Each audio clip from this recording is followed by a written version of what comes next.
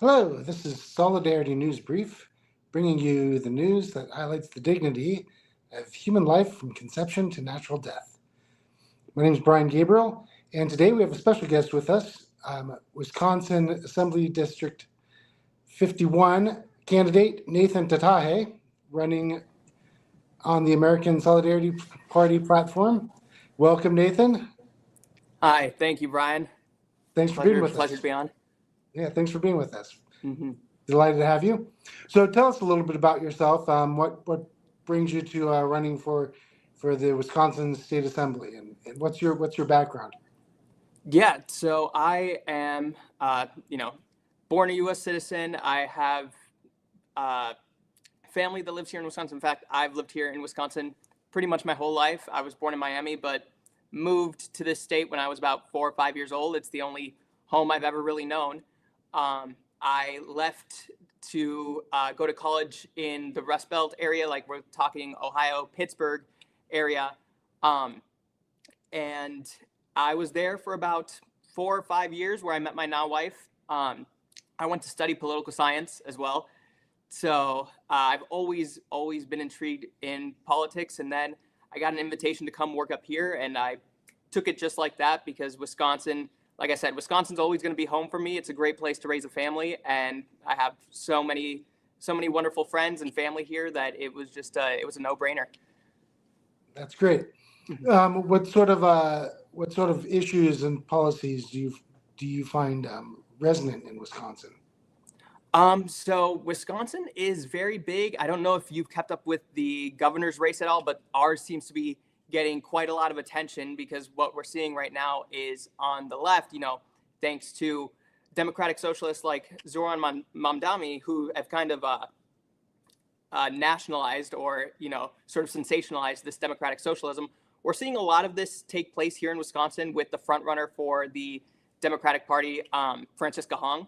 She's a self-proclaimed democratic socialist. And what we're seeing is a lot of people seem to be really flocking to her on both sides, don't get me wrong. And it's because Wisconsin has very deep progressive roots. They like to talk a lot about how sewer socialism, as it's called, was founded here in Wisconsin, and that we are a hub for progressive thinking, but also free thinking in general, right? If we have daring ideas, for some reason, it doesn't seem like a lot of them are coming out from California or New York, but that they were born here in Wisconsin, and they've just sort of been, they've been festering here. They've been, biding their time, but that these radical ideas are, radical maybe 100 years ago, but not so much now. So what we're seeing is a lot of people looking to, to publicize and make universal healthcare a basic common sense utility for everyone. We're seeing a lot of people believing that our schools should be fully funded, that we should end this national voucher program. These are, and repealing Act 10, which Act 10 was implemented by Scott Walker, and our last Republican governor, and it was really, it was a blow to unions. It was a blow to teachers, to, state workers. It reduced a lot of their bargaining abilities. It almost all but stripped them away, really. And they, 10 years later, we're looking at a big shift in how unions are perceived, from both positively and negatively. We're seeing a lot of people who want to uphold Act 10, as you see with the Republicans. We're seeing a lot of people who want to, abolish or repeal it, so to speak, from the left. And it's really just, this is a place where unions are strong and everyone's coming together. What did Act 10 do?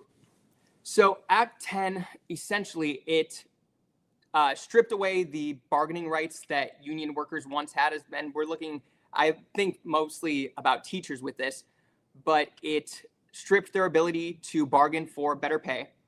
It stripped their ability to organize and bargain for better hours and better safety in the workspaces. So it all but essentially made the union workers and the state workers sort of at the mercy of the profits that Wisconsin was generating, at the mercy of tax season, pretty much. Right. It seems like there may be the rise of these sort of radical democratic socialists may provide an opening for candidates who may not seem so radical. Mm-hmm. And if these radicals are, taking over the Democratic Party, maybe there's an opportunity for candidates from another stripe. And curious what your thoughts on that are, and how we might attract those voters. I agree 100%. And you know what? I think the issue is that both sides, when it comes to democratic socialism, are almost looking at two different things. With those who are proponents of democratic socialism emerging from the left and the Democratic Party, what I'm seeing is a lot of speak about it that seems to really not be too far off from American solidarity as far as economic policy. They're just giving it a name that's, this name has some weight to it. And by saying it's democratic, that it's inherently different from socialism, you can make that argument. There's a lot of different ways that socialism comes about. And if you want to do it through democracy, that's one way. However, really, when I hear them talking about implementing this, they, like Francesca Hong, seems to be very big on making sure that people are responsible for the means of production, that everything is sort of not just commodified, but that people have a responsibility as a collective to make sure that these things get addressed, that these things get funded. And at the end of the day, she's talking about it on an individual level. It doesn't seem like she wants to overhaul everything to the state, which I could be wrong, but I think that's how a lot of people are taking it, that this isn't, we're not giving up any sort of private sector responsibility or profits to the state. No, we're just making it vastly more owned by the people that are living there instead of, a few corporations, which to our distributist model in the American Solidarity Party, we are looking for essentially the same thing.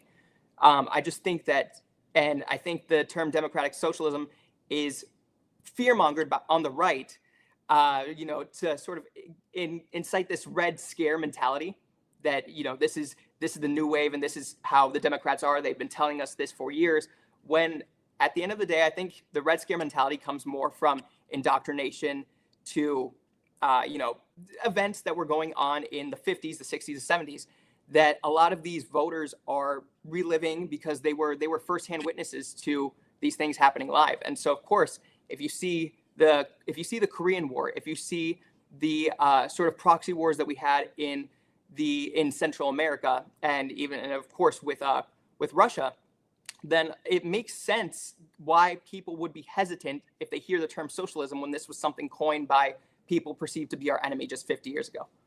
Right, and I see the parallels with distributism and the American Solidarity Party economic model, which calls for sort of more of an ownership society, is the way mm-hmm. the phrase we've used, right?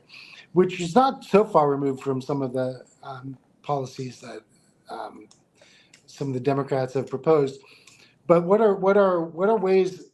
There's still the socialism hurdle where people react for good reasons, I think, to the word rather negatively. What are some policies that could sort of generate this ownership model that the distributism calls for?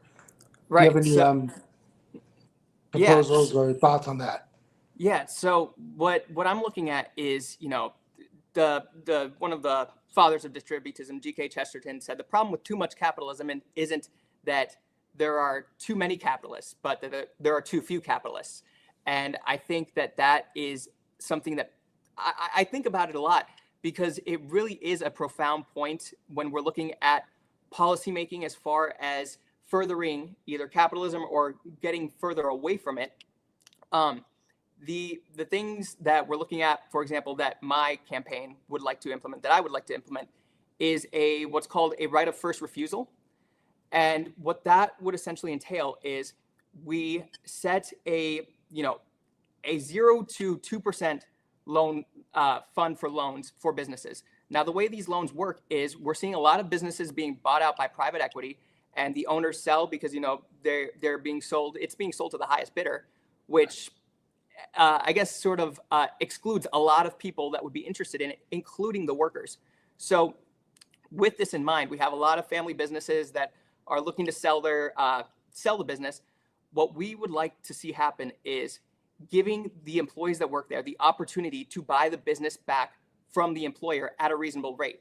So with that in mind, we would keep by sunsetting some tax credits that I believe are, one, very archaic, and two, very exclusive in nature. What we would be looking to do is sort of just keep this money for the businesses, for the employees that are really hoping to continue the business on a local level, on a small level. I don't want a company that's 3 or 4 states away with maybe some, I guess, proxy employees and proxy supervisors to run the dairy farm when when the workers that have been there 10, 20 years could run it better themselves. It's the economic and social principle of subsidiarity, really looking at the closest person to it, if they have the power, should be the people responsible for taking care of it. Exactly. Very good. What does the phrase pro-life for the whole life mean for you as a candidate for the ASP and for the Assembly? Yeah, so pro-life for the whole life is something that sounds, it sounds redundant in nature. Like, if you're pro-life, then that means you are automatically always looking at the dignity of the human person. I come from a very conservative, almost Republican household myself, and when I heard the terms come about from people on the left and Democrats saying, "You're not pro-life, you're pro-birth," I was like, "What are you talking about? Better than being pro-abortion." Right. But the more I really looked at it, the more I realized, hey, they're kind of right here as far as the Republican side is concerned, because we're talking about doing everything we can to save the child in the mother's womb. We're talking about prosecuting the mother for committing murder, essentially. For Republicans, these are things that they believe is common sense.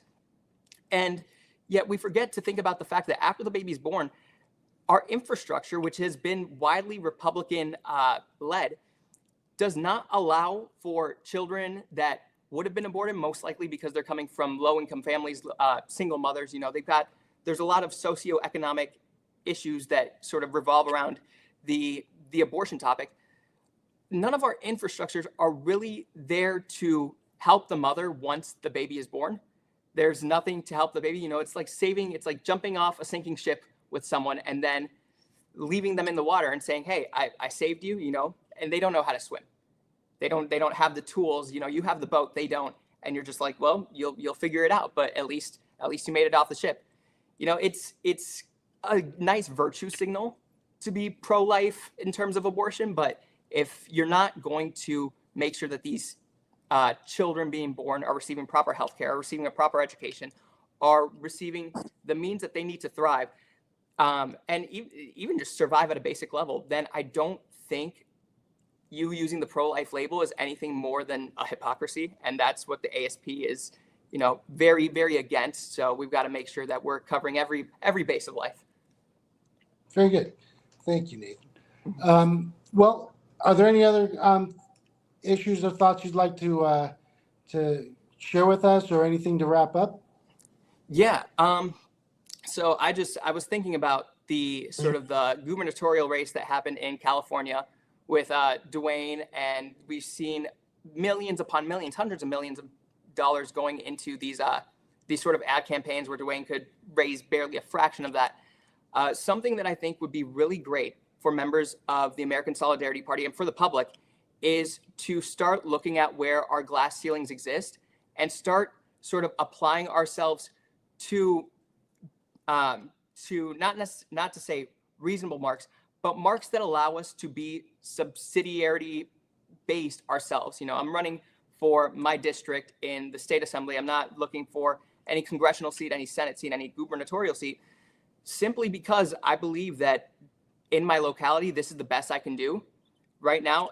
And it's not bad to think about this as a stepping stone if you're looking to further the party or further the policies, especially if you have the backing of the people.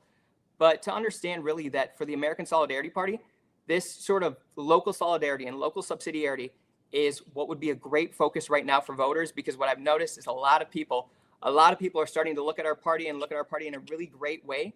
But on that has to be door to door. That has to be, word of mouth. We can't expect to run for governor and raise, even if it's a good amount of money, raise anything that's, close to what the two-party system is doing right now. So I think really looking at where we're thriving, the churches, the communities, the food pantries, places that know our names would be really great in terms of just making a name for ourselves on the smallest level, so that we can, sort of Zoran Mamdani put this on the main stage later on by proving that what we can say, what we can do works. Very good. I agree, and it's sort of surprising sometimes when you see what does generate some attention, and what doesn't. It can be. Oh yeah. But it's interesting. It's a good challenge. Definitely. Excellent. Well, thank you, Nathan, for being with us. Appreciate you spending the time. I know running a campaign is a time-consuming occupation, so appreciate you carving out some time for us, sharing your thoughts, and hopefully we can do this again. Yes, that would be great. Thank you so much. Sorry again for running a few minutes behind here. That's all right. Thank you. Thank you for being with us. Okay. Have a good one. You too. Thank you. Bye. Well, thank you for being with us today on the Solidarity News Brief. That was Nathan Tataje, running for the 51st Assembly District in Wisconsin. I hope you can support him and follow his